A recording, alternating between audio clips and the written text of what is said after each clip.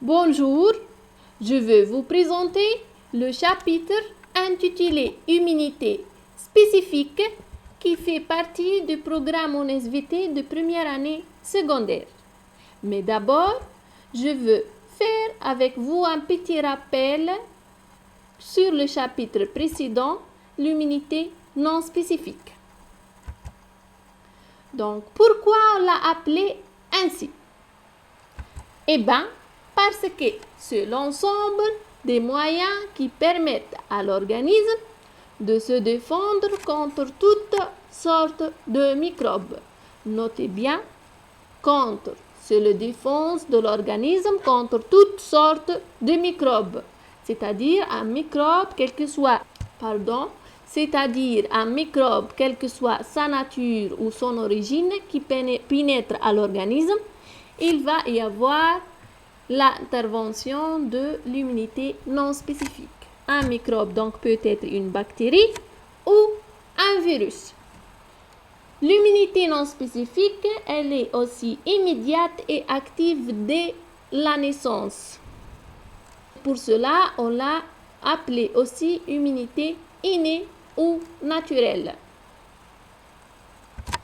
Donc, il arrive parfois qu'on se blesse et donc la peau, qui est la barrière biologique et qui forme la première ligne de défense de l'immunité non spécifique, donc cette barrière biologique va être franchie et les microbes réussissent à pénétrer à l'intérieur de notre organisme. Vous voyez ici, donc sur cette photo, des manifestations de la réaction inflammatoire qui sont 4 signes. Tout d'abord, on note une douleur, une rougeur, un gonflement et une chaleur.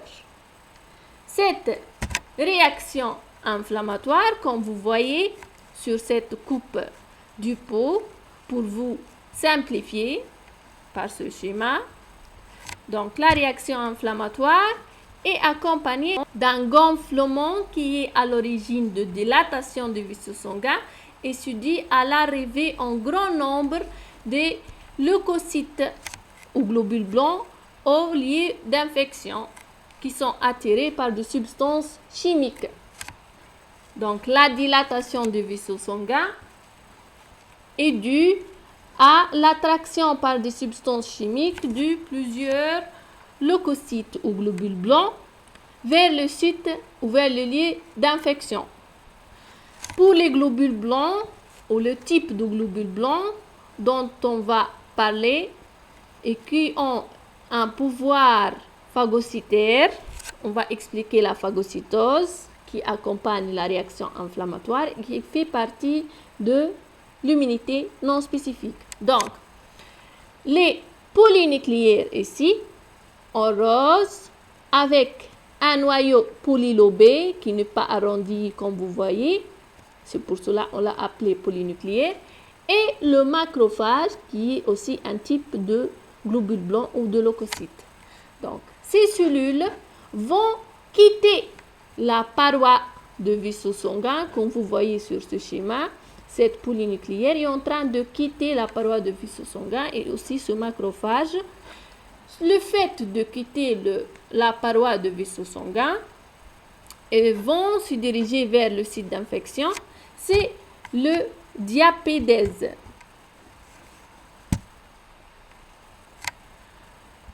Donc, la phagocytose qui accompagne la réaction inflammatoire et qui forme la deuxième ligne de l'immunité non spécifique, la deuxième ligne de défense, c'est un mécanisme par lequel certaines cellules de l'organisme, notamment les globules blancs, englobent et digèrent des particules étrangères.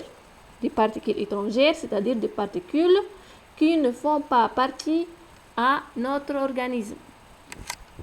On va dire aussi des antigènes. Donc, je vais vous expliquer brièvement les étapes de la phagocytose par des schémas simplifiés. Ici, on va se concerner à ce macrophage et à cette bactérie. Donc, le macrophage va tendre à se rapprocher vers la bactérie pour la phagocyter. Comment? Comme première étape, on note l'adhésion, c'est-à-dire la paroi de macrophage adhère aux parois de bactéries. La deuxième étape, le macrophage émet des prolongements cytoplasmiques qui sont des pseudopodes. Et donc la deuxième étape, c'est la formation de pseudopodes. Ces pseudopodes vont englober la bactérie. Pour l'étape suivante, la troisième étape, vous voyez que la bactérie se retrouve à l'intérieur du macrophage. Elle est dans une sorte de vacuole qui est appelée phagosome.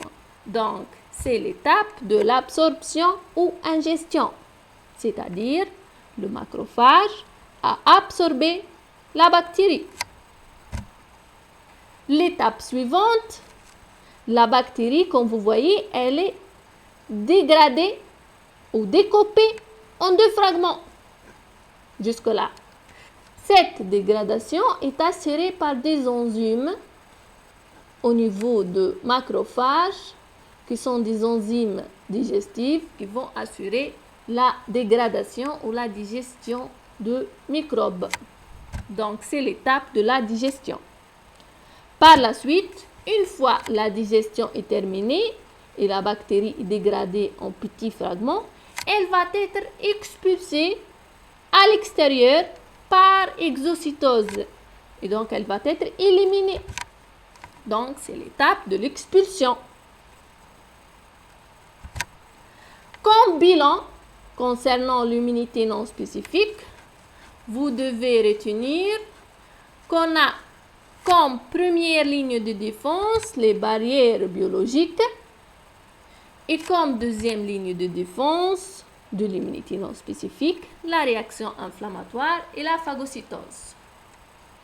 Maintenant, il peut y arriver que les bactéries qui se multiplient très rapidement résistent à la phagocytose des polynucléaires et dans ce cas, si l'immunité non spécifique est inefficace pour éliminer le germe pathogène, d'autres moyens de défense spécifiques, notez bien spécifiques, du microbe introduit sont mis en jeu. C'est donc l'immunité spécifique. Je vais commencer par vous montrer les propriétés de cette immunité.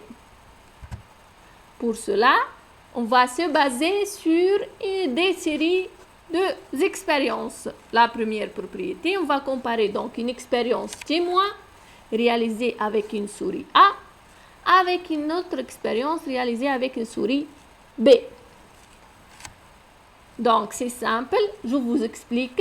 La souris a reçu une injection de toxine tétanique.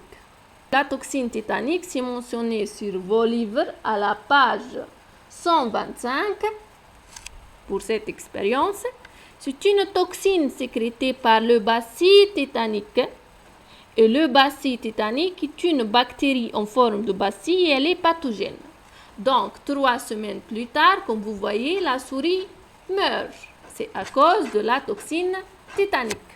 Donc, on peut déduire de cette expérience témoin, la toxine tétanique est une substance pathogène et aussi le plus important, c'est que l'immunité innée ou non spécifique n'est pas suffisante pour protéger la souris A de la toxine tétanique.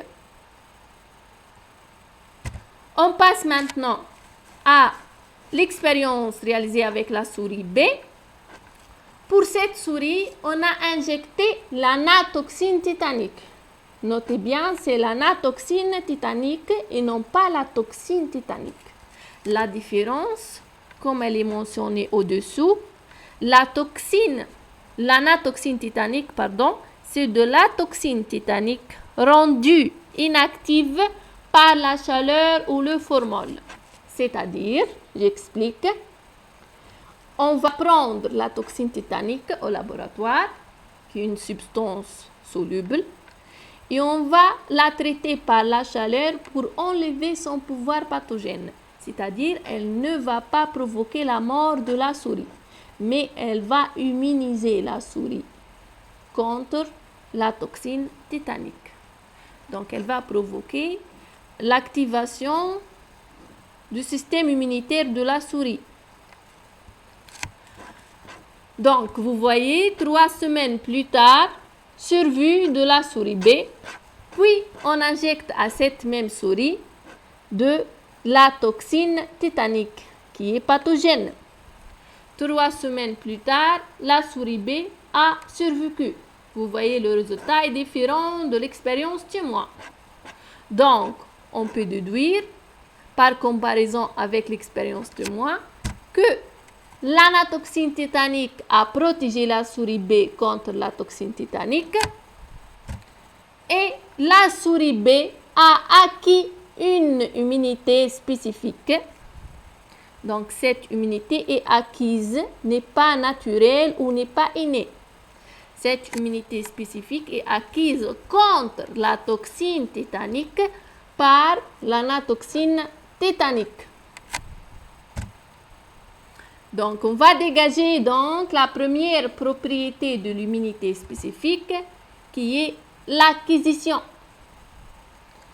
Et c'est la première différence avec l'immunité non spécifique qui est innée. On passe maintenant à une deuxième expérience pour dégager une deuxième propriété de l'immunité spécifique. Cette expérience est réalisée, comme vous voyez, avec une souris C et elle se trouve sur vos livres, sur ma manuel scolaire de la page 125. Vous pouvez suivre en même temps. Donc, à cette souris C, on a injecté l'anatoxine tétanique. Vous vous rappelez, avec la souris B aussi, on a injecté l'anatoxine tétanique et on a conclu que l'anatoxine tétanique permet pour la souris C l'acquisition d'une immunité spécifique contre la toxine tétanique. Donc, 3 semaines plus tard, vous voyez bien sûr la souris C a survécu. Puis on va injecter à cette souris la toxine diphtérique. Vous voyez bien, il ne s'agit pas de la toxine tétanique. On a changé l'antigène ou la substance toxique. C'est de la toxine diphtérique. Donc, 3 semaines plus tard, la souris C meurt.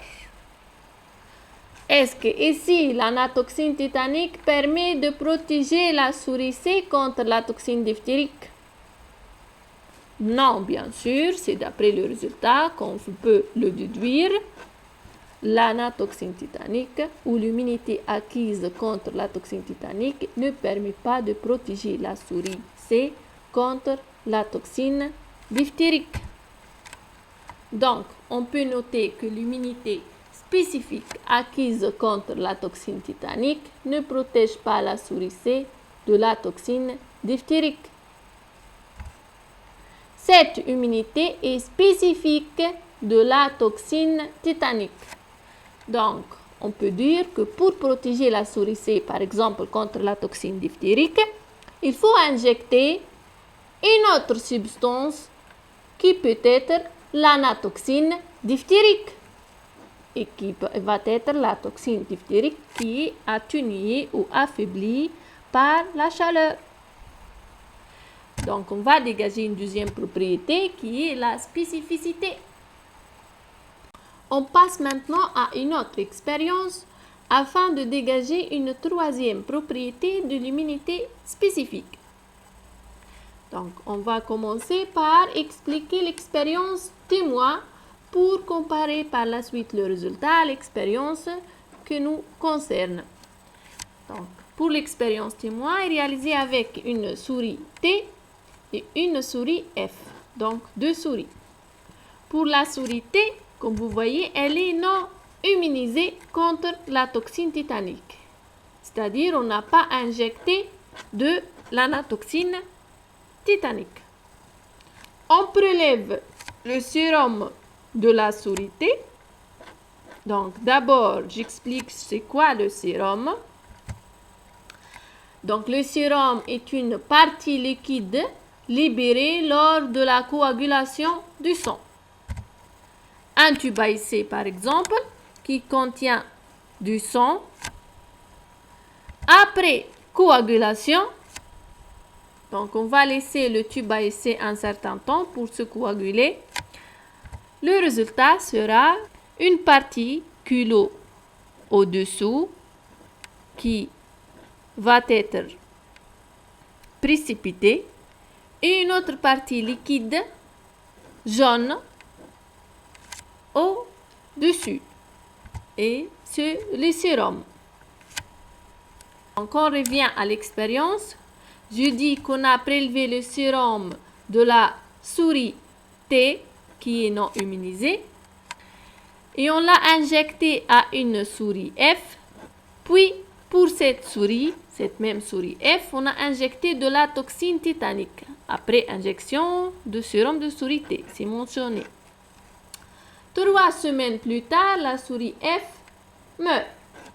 Donc, est-ce que l'injection de sérum de la souris T permet de protéger la souris F de la toxine tétanique? Bien sûr que non. C'est toujours d'après le résultat, mort de la souris. Donc, on peut dire que le transfert de sérum de la souris T, qui est non vaccinée ou non immunisée contre la toxine tétanique, vers la souris F ne permet pas sa protection contre la toxine tétanique, d'où sa mort. On passe maintenant à l'autre expérience qui est réalisée avec la souris D et une souris E. Pour la souris D, elle est immunisée contre la toxine tétanique, comme vous voyez, par l'injection de l'anatoxine tétanique, c'est-à-dire la souris D a acquis une immunité spécifique contre la toxine tétanique. On prélève le sérum, même chose que pour l'expérience du mois, on a prélevé le sérum de la souris D et on a injecté ce sérum vers une autre souris E. Après l'injection de sérum, on a injecté la toxine tétanique, la substance pathogène. 3 semaines plus tard, le résultat, comme vous voyez, est différent de celui de l'expérience du mois. Il y a survie de la souris E. Donc, on peut dire que le sérum de la souris D protège la souris E de la toxine tétanique. Et donc, en fait, le sérum ou ce sérum de la souris D qui est immunisée contre la toxine tétanique contient des anticorps antitétaniques. J'explique c'est quoi anticorps. Ce sont des sortes d'armes qui sont fabriquées par le système immunitaire suite à l'injection de l'anatoxine tétanique. Ces armes vont être dirigées spécifiquement contre la toxine tétanique.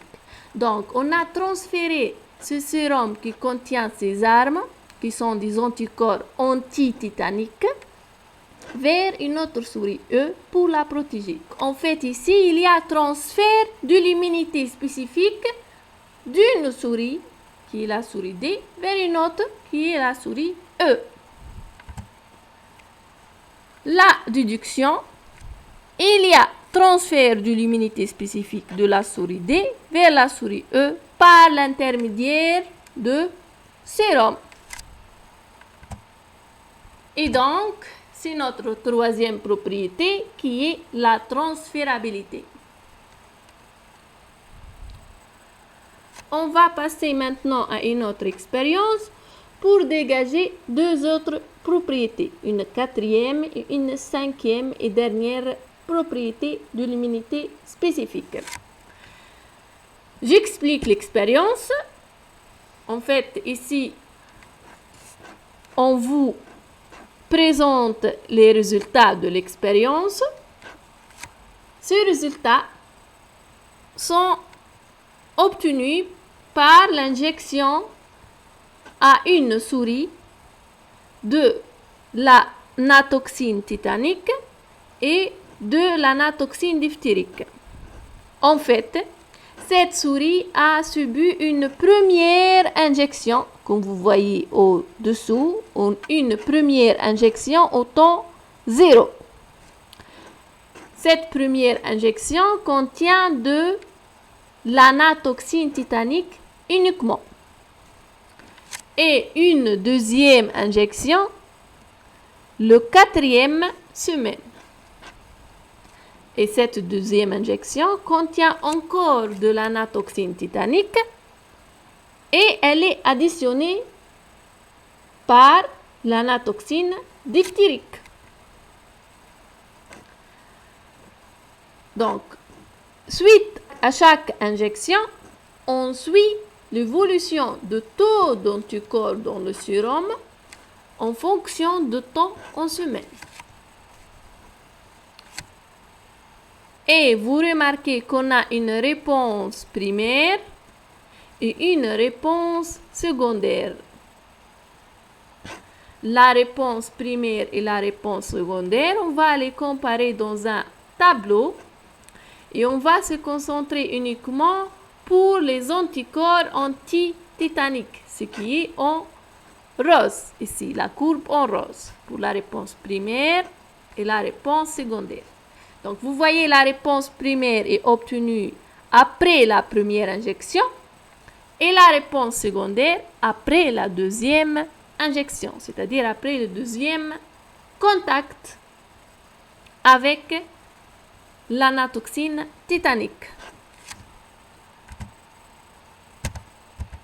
Donc, comme vous voyez ici, vous avez le tableau de comparaison. On va comparer pour chaque réponse le délai d'apparition d'anticorps en jours, quantité d'anticorps et la durée de protection. Donc, on commence par le délai d'apparition des anticorps. Pour la réponse primaire, comme vous voyez d'après la courbe, c'est après 7 jours que commence la production des anticorps, c'est-à-dire une semaine. Pour la réponse secondaire, environ 3 jours, moitié de semaine. Donc, on peut qualifier la réponse primaire comme réponse lente et la réponse secondaire comme réponse rapide. Concernant la quantité d'anticorps, pour la réponse primaire, vous voyez qu'elle est de 10 unités internationales et pour la réponse secondaire, elle est plus importante. La quantité, elle est 1000. Donc, on revient à notre tableau. Pour la quantité d'anticorps, elle est de 10 unités internationales pour la réponse primaire. Donc, la réponse primaire est faible par rapport à la réponse secondaire. Par contre, la réponse secondaire, elle est intense. La durée de protection, c'est-à-dire la durée que la quantité d'anticorps a resté dans l'organisme de la souris. Pour la réponse primaire, elle est de 3 semaines. Elle a resté de 1 semaine vers la 4e semaine. La quantité d'anticorps a diminué, comme vous remarquez d'après la courbe. Pour la réponse secondaire, elle est durable, la protection. Donc, la quantité d'anticorps, elle augmente jusqu'à 1000, puis elle reste importante, reste élevée, ne diminue pas ou ne s'annule pas. Pour la réponse primaire, on peut dire qu'elle est courte par rapport à la réponse secondaire qu'elle est durable. La question qui se pose maintenant, pourquoi cette différence entre les deux types de réponses? En fait, lors du premier contact avec l'anatoxine titanique qui représente un antigène, le système immunitaire de la souris a mis en mémoire cet antigène, ce que explique la réponse secondaire lors du deuxième contact avec le même antigène qui devient plus rapide, plus intense et durable. Donc, la quatrième propriété de notre immunité spécifique, c'est qu'elle est mémorisable. Par la suite, on va s'intéresser en même temps aux anticorps antitétaniques et aux anticorps antidiphthériques qui ont apparu après la deuxième injection. Donc, la deuxième injection, comme vous connaissez, elle contient de l'anatoxine tétanique et de l'anatoxine diphtérique. Vous remarquez qu'il y a production de deux types d'anticorps. Donc, suite à la deuxième injection, il y a production de deux types d'anticorps qui sont les anticorps antitétaniques et les anticorps antidiphtériques.